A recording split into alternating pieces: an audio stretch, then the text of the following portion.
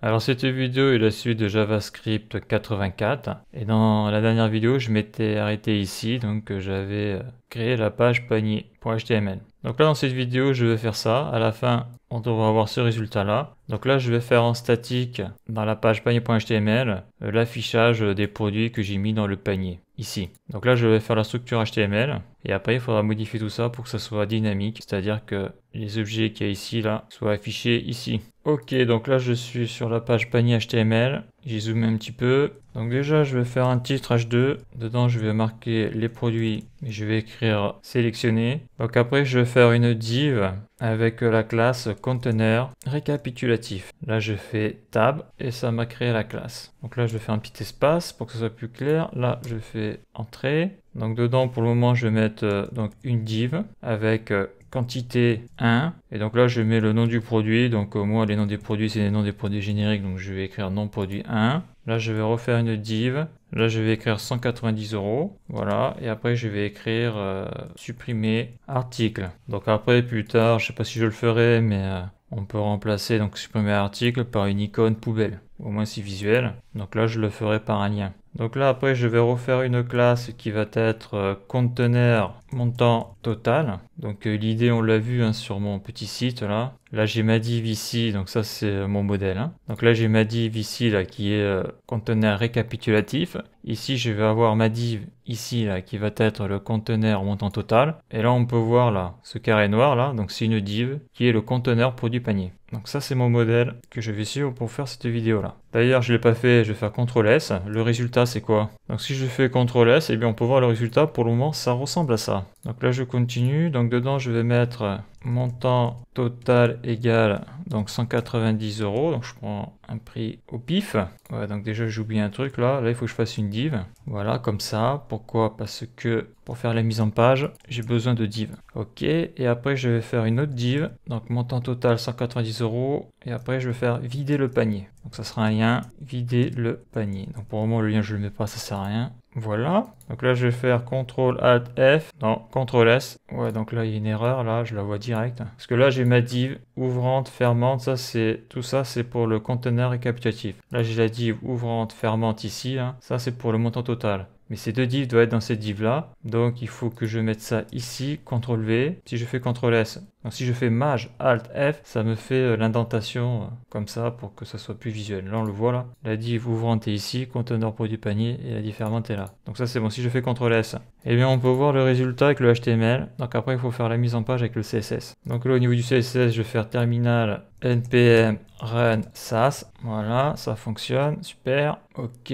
donc là je vais ici et j'ouvre ici. Donc là il y a quelque chose que je vais faire là, c'est très pratique, ça j'ai vu ça sur des sites, sur des vidéos. Donc là je vais écrire roots et là je vais faire une font size de 62,5%. Pourquoi? Parce que les unités je vais les mettre en rem, un rem. Et un rem c'est basé sur, je vais contrôler ça avant. Un rem c'est basé sur le navigateur, là sur le navigateur à un endroit là. Je crois que la taille de base c'est 16 pixels. 16 pixels c'est un rem. Donc le fait de diviser donc la font size du navigateur, donc ça c'est réglé d'office par le navigateur. Le fait de réduire la font size à 62,5%, et bien ça fait qu'une rem ça équivaut à 10 pixels. Et donc par exemple si je veux faire une font size de 16 pixels, et bien je fais 1,6 rem. Ce qui fait qu'au niveau des calculs de tête je peux le faire, c'est facile. D'ailleurs on le voit là, le fait d'avoir diminué là, la font size à 62,5%, ça m'a diminué la police. Donc je refais l'exemple. Là je désactive CTRL S et on voit que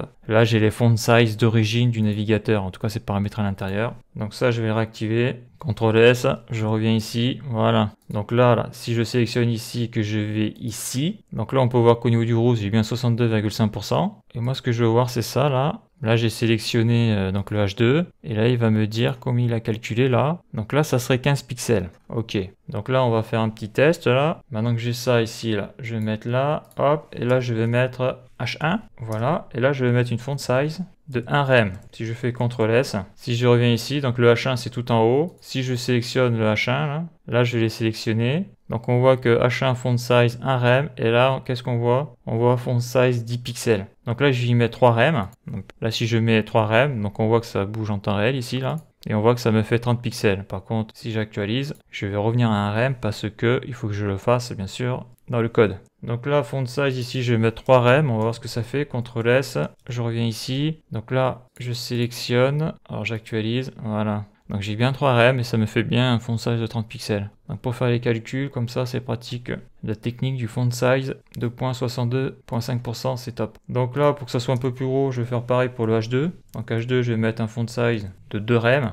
Et après, la div, tout ce qu'il y a dans une div classique, générique, je vais mettre un font size à 1.6 rem, donc à 16 pixels. Sachant qu'en plus, là, j'ai zoomé. Là, on le voit dans le navigateur, j'étais à 140%. Voilà, là, je suis à 100%. Donc après, tout ça, ça peut se modifier facilement sur le fichier SCSS. Donc là, on voit que pour le moment, il n'y a pas de mise en page. Hein, ça ressemble à ça. Donc là, je descends, je descends, je descends. Là, je vais me faire une séparation, là. Ok, donc là, je vais me faire une séparation pour bien cantonner le code dans sa zone. Là, je vais faire produit HTML. On ne sait jamais si je dois faire du CSS. Pour le moment, j'ai rien fait sur produit HTML. Car on le voit, là, j'ai fait que l'index. Donc, fin de la mise en place de la grille index.html. Ok. Et donc là, pareil, je vais faire ça comme ça. Là, je vais écrire CTRL-C, CTRL-V, fin. En gros, c'est pour structurer mon code pour que je m'y retrouve. Et là, je vais écrire panier HTML. Voilà. Donc là, sur la page index HTML, je vais commencer par la grille. Donc déjà, il faut que je fasse un truc de suite. C'est qu'il faut que je modifie là le nom de la classe grid, parce que ça c'est pour index HTML, je vais marquer grid panier, pour éviter les problèmes. J'aurais pu mettre un ID d'ailleurs. Donc je reviens sur le CSS, donc là je vais écrire ce qu'il y a en haut, donc grid panier, donc display grid, CTRL S, voyons ce que ça fait. Là pour le moment ça fait ça, et là je vais afficher la grille. Voilà, donc là pour le moment la grille elle n'est pas définie, ça ressemble à rien. Donc après je vais faire grid template columns, donc là pour le moment je mets tout en auto. Voilà, après je fais grid template row, je fais auto, je fais grid row gap, donc là il me dit que c'est obsolète, mais bon je vais le mettre quand même. Là par exemple je vais marquer un rem, ça fera 10 pixels. Donc l'intérêt du rem c'est que si l'utilisateur modifie la taille de la police de son navigateur suivant la taille de son écran, et bien ici ça se modifiera automatiquement, ça restera pas bloqué à 10 pixels. En gros c'est ça, donc ouais, donc CTRL S, tout ça ça peut être écrit en notation raccourcie, mais le problème c'est qu'il faut les connaître par cœur. Donc là je trouve que c'est beaucoup plus lisible quand on débute. Donc voilà à quoi ça ressemble. Donc maintenant il va falloir faire le grid template area, ça c'est pour les zones. Grid template areas, ok. Donc ça va être comme en haut header, sauf que là bon je vais mettre qu'une seule colonne. Donc là ça va être conteneur produit, je sélectionne CTRL C, je reviens ici, là je fais ça, double code, CTRL V, voilà, et après il me reste plus que le footer. Footer, CTRL S. Qu'est-ce que ça donne? Là on commence à voir la grille, là on a le footer, si je zoome un petit peu, là on a le footer, là on a le conteneur produit panier, et là on a le header. Donc après je vais définir le CSS pour l'ID, qui est ici l'ID container. Donc l'ID ça commence par un H, le hashtag, voilà. D'ailleurs j'ai oublié le nom, parce que je voulais faire un CTRL V, donc conteneur produit panier, ça c'est bon. Donc là de suite il faut faire le grid ARA pour déterminer la zone, hop, et là je vais faire ça. Donc le nom qui est ici, ça va être là. Donc ça c'est bon. Si je fais CTRL S, ça fait quoi? Bah ça fait rien. Ok. Donc là je vais utiliser le display flex. CTRL S. Donc là dessus, on peut voir que au niveau de la mise en page, il y a des choses qui ont changé là. Là je vais faire un flex direction que je vais mettre à colonne. CTRL S. Là on peut voir que ça s'est mis en colonne. Donc la grille, je vais la désélectionner. Là on peut voir ma flex box ici là. C'est celle-là. Voilà. Voyons si je sélectionne ça, voilà. Donc là on peut voir ma flexbox, là j'ai cliqué sur ici là, et là on voit donc mes rangées là. Et donc ça c'est une colonne. Ok, donc là qu'est-ce que je vais rajouter? Ah ouais, la taille. Donc avec une taille minimum WITTH de 80 VH. Donc ça c'est, non pas 80 VH, 80 VW. Donc c'est la largeur de l'écran qui est réellement affichée. CTRL S. Donc là on voit le changement là. Je suis bien sur le conteneur produit panier, ça l'a bien agrandi comme ça. Donc ça, on voit que ça c'est un peu responsive, hein, et on voit que voilà, ça fait ça. Donc ça c'est bon. Après je vais rajouter, ouais, j'ai fait ici la justify content. Donc ça en principe on le met juste dessous flex direction, center, CTRL S, voilà ce que ça donne. Et après je vais mettre, pour bien voir le conteneur produit panier, je vais mettre une border, donc 2 pixels, ça c'est la largeur de la bordure, solide pour que ça soit un trait plein, et black, couleur noire pour que ça se voie. Ok, ici j'ai oublié le point virgule, CTRL S, bon, voilà ce que ça donne, super. Donc là j'en ai fini avec mon petit container. Donc là maintenant il va falloir que je fasse conteneur récapitulatif. Donc je prends la classe CTRL-C, hop là je fais point CTRL-V, des accolades, ok. Donc là je vais mettre un background color pour bien la repérer. Et je vais prendre ça. Si je fais CTRL-S, donc on voit que ma div là, le background color c'est bien mis. Donc après l'objectif c'est que quantité 1 non produit 1, je veux que cette div là qui est en dessous se mette ici là. Donc pour faire ça, je vais utiliser encore les flexbox. Donc display flex, CTRL S. Donc là on voit que ça s'est bien mis côte à côte, là les deux divs sont côte à côte. Après je vais utiliser le justify content space around, CTRL S. Donc là on peut voir que ça a mis de l'espace entre les deux. En réalité le space around ça permet d'étaler les deux divs comme ça là. Donc après pour plus d'informations c'est m'expliquer sur le MDN. Et align center, ça c'est pour l'axe. En gros justify content, il y en a un c'est pour l'axe principal et l'autre c'est pour l'axe secondaire au niveau des alignements. Voilà. Donc après ça fait longtemps que j'ai pas fait du CSS et que j'ai pas utilisé les flexbox. Donc voilà ce que ça donne. Super. Donc après ce qu'on peut rajouter, ce sont les flex grow, donc là je vais mettre un. Donc ça c'est pour sa capacité à la flexbox, à la cellule de s'agrandir, quoi, au flex item.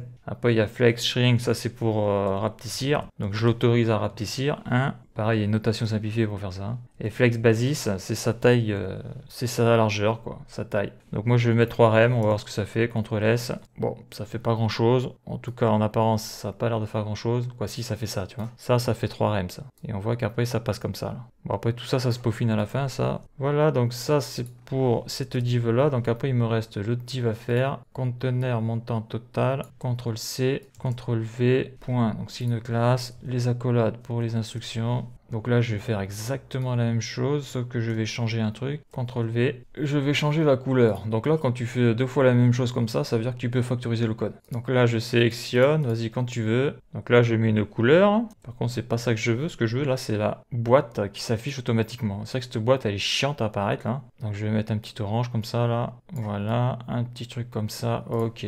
CTRL S, voilà le résultat. Donc là, comme j'ai dit, mais je vais pas le faire, ça on peut le factoriser avec des mixins. Mais bon, là je suis en phase de construction, donc je vais laisser comme ça. Donc ça c'est bon. Quoi, non, ce qui est pas bon, là je vais le rajouter maintenant. Là, c'est panier HTML fin. Comme ça je sais où j'habite quand je me promène dans mon fichier. Donc là dans le panier, j'ai codé en dur le code. Le résultat c'est ça. Maintenant, il va falloir que tout ça je le prenne et que je le mette dans mon petit fichier JavaScript, que je fasse les modifications pour que ça soit dynamique, pour que tous les articles qu'il y a dans mon panier là puissent s'afficher ici. Là. Donc ça on le verra, on commencera à le voir dans la prochaine vidéo. Et donc voilà pour cette vidéo.